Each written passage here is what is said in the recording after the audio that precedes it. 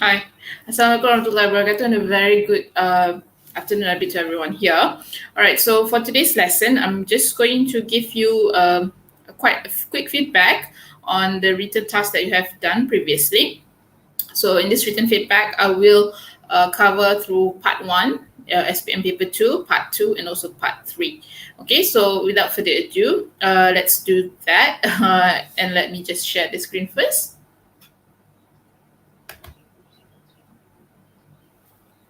Okay, so let me just make it bigger.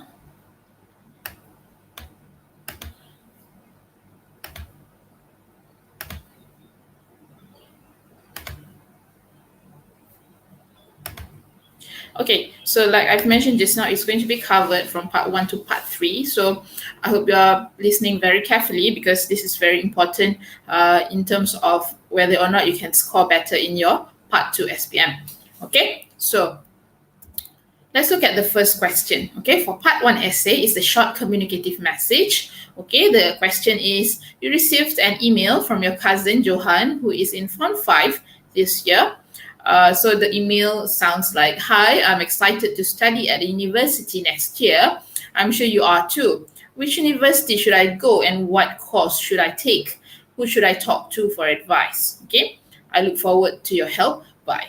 Right, so now you have to write an email of your cousin in about 80 words and you need to answer it below lah. Okay, so when you look at this question, there are three things that you need to answer. Okay, the first thing is, which university should I go? Okay, so for this question, for this element, you need to answer it clearly. So you need to name the university. Is it a local university?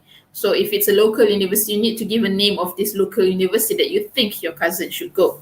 Okay, you cannot simply just say, oh, it's up to you because you know yourself better.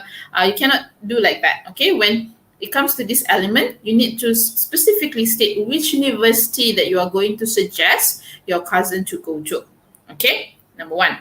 Element 2, what course should I take? Again, after you're talking about university, you need to clearly state what course should your cousin take for his varsity years. Okay, so you need to mention what course that you are going to suggest. Is it chemical engineering? Is it mechanical engineering? Or perhaps you want your cousin to take up medicine, or perhaps you want them to become a teacher and take education instead. Okay, so you need to mention the course. Again, you cannot just simply, oh, it's up to you because this is something that you need to figure it out yourself. Again, your cousin is writing to you to ask for advice. You need to give the advice.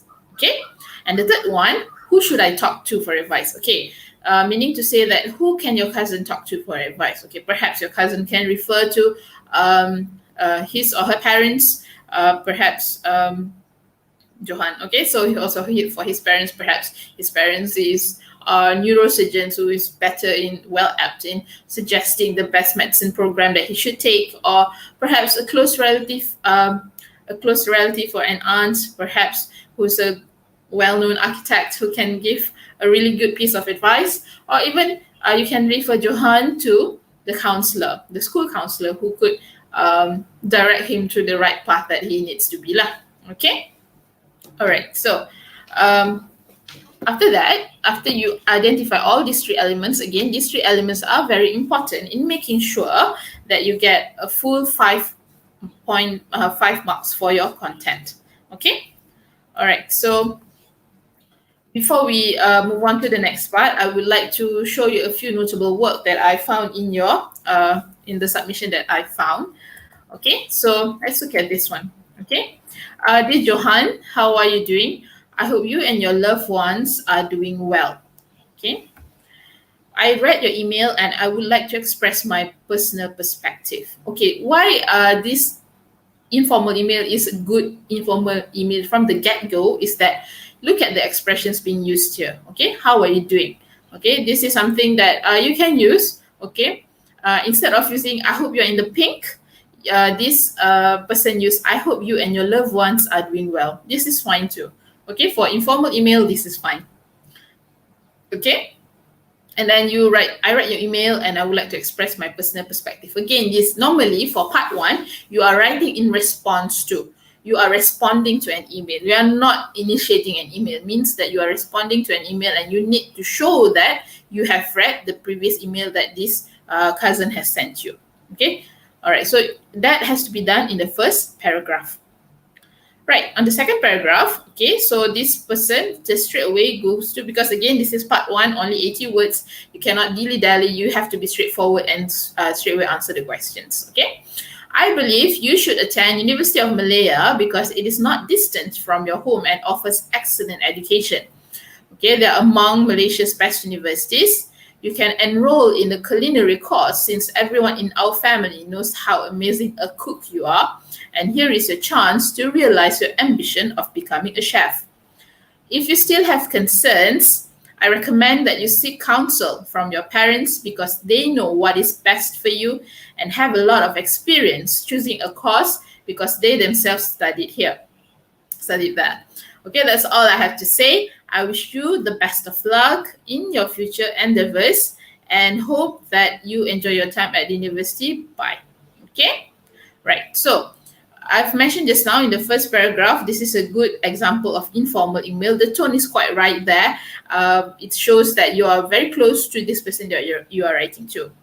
Okay, the first element is being addressed here, meaning to say the word, the addressing of University of Malaya as one of the choices. And the reason is because it's quite near to the cousin's house, offers excellent education, and one of amongst of Malaysia's best universities. Okay, so that's that. And then this candidate mentioned about how you should, this cousin should take a culinary course because he's a good cook and can realize his ambition of becoming a chef. Okay, so university, which course, answered. Okay, and let's look at this paragraph. It says if it's mentioned the third one, which is who should your cousin seek advice from. Okay, so let's look at this paragraph. If you still have concerns, I recommend that you seek counsel. Again, this is very good expression. You seek counsel from your parents because they know what is best for you. Okay, so this the third question has been answered, parents. So the cousin is being advised to to look for his parents to look for the advice, okay, and have a lot of experience choosing a course because they themselves studied there, because they were an alumni there. Okay, right. Although this is a good expression, I'm quite impressed by it. It's just that perhaps this might sound a little bit formal, but it's fine because it's only one inconsistency here. Okay, the others the tone are quite right. Okay, that's all I have to say. I wish you the best of luck in your future endeavors and hope you enjoy your time at university. Bye. Okay, so you can always end your informal email with bye. So this is one of the good examples of informal email. I'm impressed that it comes from your class. All right, well done. You know who you are. I don't have to applaud you. Then you know who you are, and keep up the good work. Okay. All right, let's move on to the next slide. Okay, so these are the phrases that I think that you could use instead of saying, I hope you're in the pink. Again, I have been campaigning all time about this, mentioning that you should not use, I hope you're in the pink. We are not using the expressions anymore. Please stop using the expressions, okay? Again, this archaic is not something that even the native speaker recognized. So let's write something that's very current, very modern, very relevant to our time now. Okay, so what you can do instead of saying I hope you're in the pink, you can use how are you, how are you going, or I hope you are well.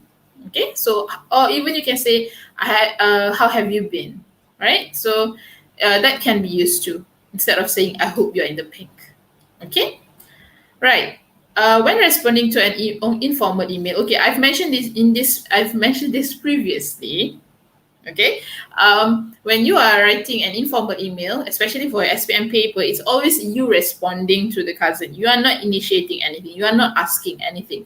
You are actually offering advice, either offering solutions for the cousin or your friends or somebody close to you, the problem that they are facing there and then. Okay, so when you are responding informal email, you can use these phrases to to subtly mention that you have read the email or you are responding to the email. So the expressions are: thanks for your email. It was great to hear from you, and I enjoyed reading your email. So you can use this, in your opening paragraph, okay, before you start answering all the prompts that's required of you.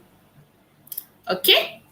All right. Let's move on how to finish off your email. Okay. So this is an informal email. Okay. You can use give my love or give my regards to your family. Say hello to the parents or the kids for me.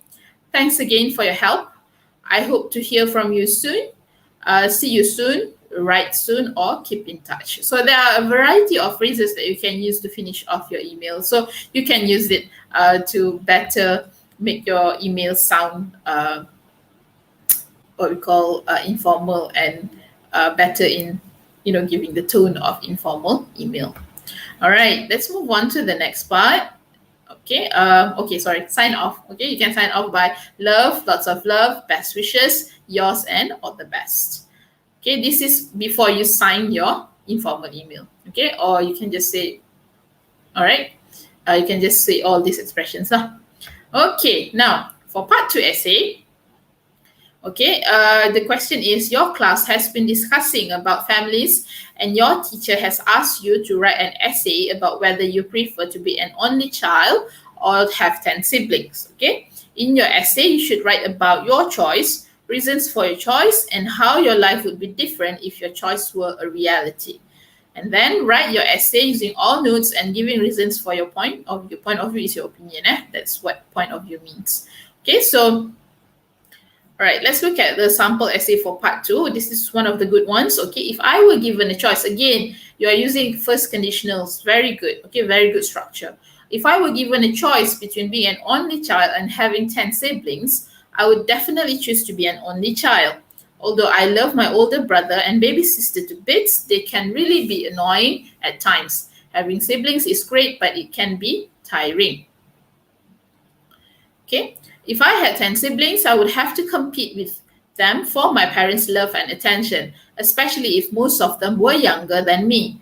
They could teach me social skills, but I think the chaos and rivalry from there being so many of us outweigh whatever benefits having 10 siblings might give. Okay, if I were really an only child, I would have my parents' undivided love and attention. I wouldn't have to share things or give way to my younger siblings. I would also get more privacy since I wouldn't have to share my bedroom with anyone. Okay, so if you can see there, this candidate straight away answered the question lah. Okay, what his choice is. He wants to be the only child, I think. Okay, in the first paragraph. Second paragraph, he addresses the reasons for the choice. And the last one, reasons for the choice is that because he wants his parents' undivided love and attention. And also, meaning to say he's weighing whether having more siblings is better than being the only child. And the last one is how your life would be different if your choice were a reality. So it's mentioned an alternate reality here. Because this person is not an only child, so he could only imagine what would happen if he has 10 siblings. Okay. All right. So that's how you would attack or you would answer part 2. Right. So you need to look at the prompt, your choice, reasons for your choice, and how your life would be different. Again, this is only for 125 to 150 words. Okay, so although this sounds like very straightforward, I would actually prefer you to have a very quick introduction and a very quick conclusion, because if you straight away write like this, although it's permissible, it doesn't look like a good flow. Okay, it just goes straight without any what we call any opening. Okay, so if you want to do opening, you can perhaps mention how how to have like introduction here, like what are the trends of family right now? Do they have like 10 siblings? Is that something economical for the world that we're living in right now? Okay, etc. So you can do that for the introduction, and perhaps for the conclusion, you can mention how being a 10 siblings or having 10 siblings or being an only child is not exactly not your choice. Okay, so again, you have to roll with the punches in order to make the best of everything. Okay, so although this is quite a good example, I would want introduction and also conclusion for part 2. Okay, So just remember, for part 2, you need to address all the prompts given. Do not leave anything behind. Okay? All right. Right, let's move on to part 3 now. Okay? For part 3, you have 3 questions here. Article, favorite tourist attraction, movie reviews, and question 3, the most important lesson I have learned. And this is a story. Okay? So when you are attacking part 3, instead of compared to part 1 and part 2, part 1 and part 2 is something that you have to answer by default. You cannot choose whether you want to answer or not. You have to answer part 1 and part 2. Because there's only one question and you only have to answer one question. But for part 3, they give you 3 questions, choose one. Okay? Again, let's move on before I elaborate further. Okay? Okay, let's see some notable work that you have submitted. Okay, we have awesome stories that I've read. Amirul Razin sent me an interesting story about Master Archer named Zalfan. The story has quite good flow. It's quite compelling to be read. So congratulations, Amirul Razin. The second one, Abuzar, a touching story about determination. Yet again, this is a good flow. The good story with good flow. Okay, so when you are writing a story, it's very important for you to have a good flow. All right, let's move on to the next one. We also have one awesome movie review from Afiq Aizat about all the bright places. It does influence me to add the film to my watch list later. Okay, so again, movie review is something very technical compared to stories. Stories, they are very creative. Okay, movie reviews, they are very technical. They have certain vocabulary that you need to use, certain structure, certain conduct of language that you need to follow. All right. So there are some practices in your writing that needs improvement. Okay, aside from those awesome work that I've mentioned just now. Okay, first, you need to avoid plagiarism and copying work from your friends. Okay, it's unethical. Okay, the reason why I'm stating this because I found 2 or 3 articles. Two or three. It's actually an article about favorite tourist attraction. It's not even. No, it's not article. It's a story. A story about wallet being stolen at, I don't know, they changed it Legoland lah, they changed it Langkawi, but the language is still the same. And I can sense the plagiarism and the copying. I have to say I'm quite disappointed with you lah when I read that, because I know that not all of you submit your work, and I do not know for what reason. I thought that I've already given my best when it comes to your class. Apparently it's still not enough for you. But the fact that you actually copy and have the audacity to submit to me and not thinking that I might not catch you is to me a disappointment, because how stupid do you think your teacher would be, right? I mean, I graduated from a UK university and they gave me a first class degree, and sniffing a copied work or a plagiarism is not something very difficult for me. I can sniff it from a mile away. So with that being said, please stop doing that. I found 3 or 4 of you doing so. I did not want to straight away address and name and shame you, because I don't think that's right, because you're already your own person and you have your own personality that you need to, your dignity that you need to uphold. So if you know that you're doing this, please stop. I would rather you write me an essay with lots of errors rather than you copying other people's work or copying off the internet. I can know. I have my ways to know. Although I'm old, I'm quite tech savvy, so I know how to detect people who copy other people's work. So please stop doing that. Okay, it's an ethics question. I do not know whether this is something very acceptable in other subjects. I don't think it is, but let me just prepare you for, because you're already 16 years old. University, college years is not that far from you anymore. Okay, so if this plagiarism of copying off your friend's work is a serious offense. Okay, in university, if you get caught, you can be penalized, or worse, you have to repeat your semester. So Please, this is something that when you are stealing other people's work, it's unethical. Okay, stop doing that. Stop that practice. Okay. All right. Let's move on to the second one. Okay, you need to choose one question from the three options. Do not write about something else. Okay, this is self-explanatory. Okay, three questions. Choose only one question. You do not write about something else. I know some of you. No, actually one. I know who that person is, and that person has the mother contacting me about his work in my classes. What I'm trying to say is that if you're desperate, if you do not want to write something, I mean, if you're scared that your parents perhaps hound you or pressure you to work, which is good of them because that shows how responsible your parents are. And you didn't just simply send me something else that you copy off from the internet. This is something so foolish, even coming from a Sakti student. I do not know what's the logic of you sending me documents that is not relevant to the question. It's just not relevant. Okay, please do not do that anymore. Choose just one question from the three choices that's been given to you. Okay, the reason why I'm doing all these exercises, why I'm doing all these writing exercises, because there's a high chance that we are not going to see each other up until the very end of the year. So what's going to happen is that you are only going to see your teacher in your Form 5. And in your Form 5, you didn't do any of this work. It's very difficult for you to catch up for your SPM. I'm not sure if SPM is that important to you anymore because perhaps some of you might already become an amateur gamer. Perhaps you earn more money than we do as teachers, so you don't think that we are that important for you to do your work. So please have a little bit of dignity when you are writing your work, when you're doing your work. Okay, do not just simply copy and then send to me. You are not primary school kids. Okay, so it's to me it's quite foolish. All right, do not do that anymore. Please write only relevant work. Submit only relevant work. And lastly, please finish your work. Okay, do not send me incomplete work.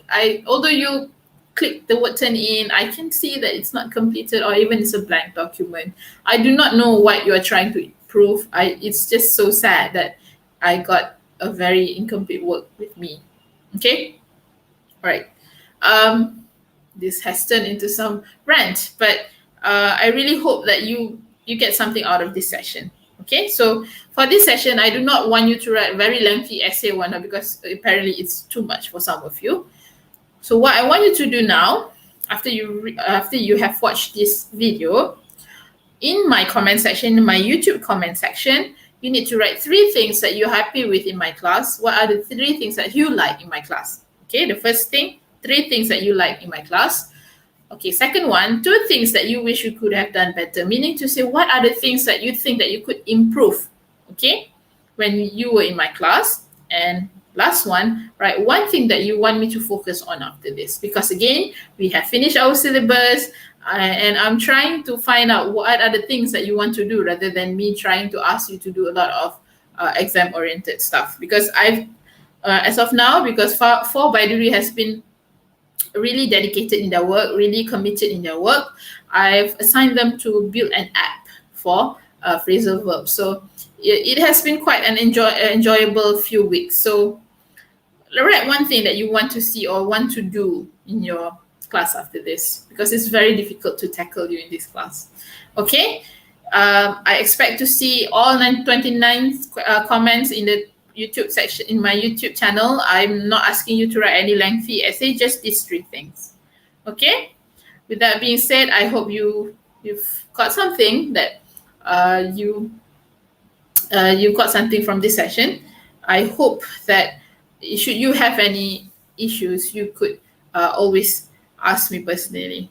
Okay, with that being said, thank you. Please don't forget to write these things on my comment section. Bye.